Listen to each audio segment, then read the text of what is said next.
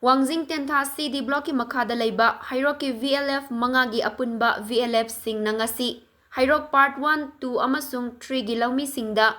Ahongba Mamalda Urea Haar bag chamnga Yenthokkhre ngasi Hairok Part 2 thokchom laikai gi mipun sangda pangthokpa Haar Yenthokpa aduda saruk yakhibi Hairok Part 3 GP gi Laimarembi VLF ki SISD Kedar Maibam Lakshmi Devi na haikhibada ngasi Hairok ki VLF manga pullaga Hairok apunba gi Loumee singda Ahongba Mamalda Urea Haar Yenthokchabani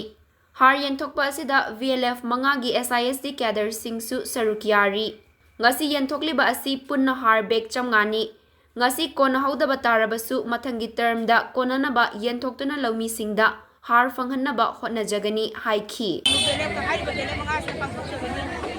Haar yenbagi urea yenbagi thoramsida aikoina SIG member khatangdana atopa SIG nan SIG member singsi yawe aduba asi Haar bag